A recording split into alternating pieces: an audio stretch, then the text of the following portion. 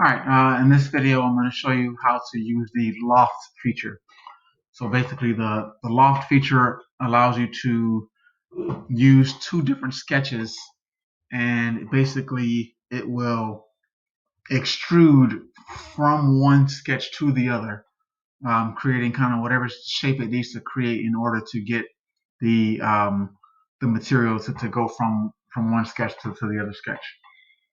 So I'm going to sketch here. Actually, I'm going to go on the top view. Usually it's the front view, but I want this thing to be going up and down. So I'm going to actually have this thing go from a rectangular shape on the bottom to a round shape on top, just to show you that it's possible. So I'll make a rectangle on the bottom here. Um, I'm actually going to use the origin as my center. So I'm going to do the 2-point rectangle where I pick my center first, and let's make that a square. Let's make that a 5x5 square. All right. So we are not going to extrude that. And this is the one of the only times where I will tell you to not use your sketch immediately after you create it.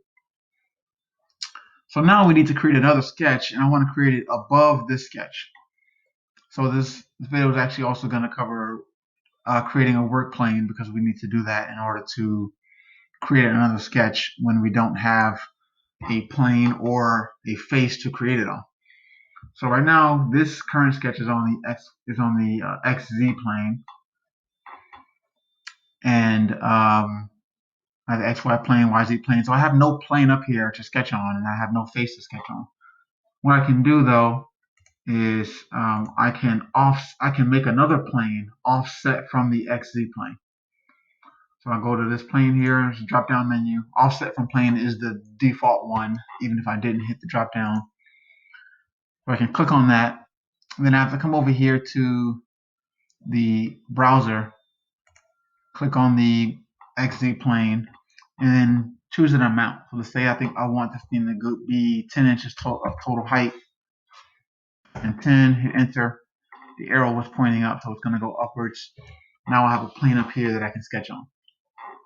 So I'm going to start sketch, click on that plane, and notice you can still see the other sketch. I can still see that square, but that square really has nothing to do with this current sketch that I'm on right now. It's just below it in the background. And if you rotate this around, you can see that it's under there.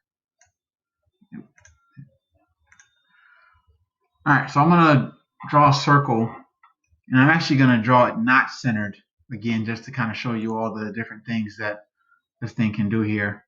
So I'm going to draw my circle off to the side here a little bit. Let's make that 3 inches in diameter. Now I do still want to dictate where exactly this is. So I'm going to dimension from the center of the circle to the origin. Let's make that 1.5 inches. And then, so the edge of this circle is right on the origin.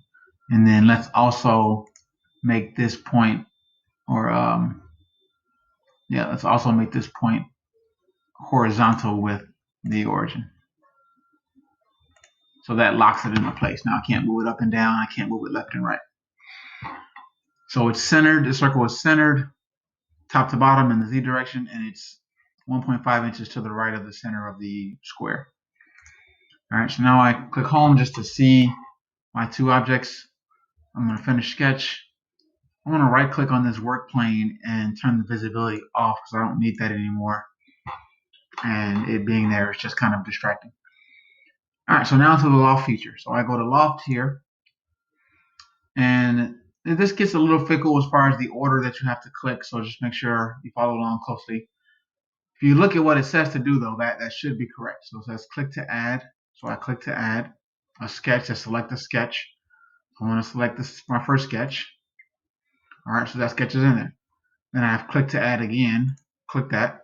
Select a sketch. So I select sketch 2. And then I click OK. And now I have my solid shape going from a square on the bottom to a circle on the top that's not centered on that square. I'm actually going to move that further away just to again display the capability a little bit more. Let's make that 3-4 inches away. Oh, you know what? You can't see it because it's tilted the other way. There you go. Now you can see the tilt that it has. So you see that the a lot of options that you have using this feature to get some shapes that would be very difficult to make otherwise.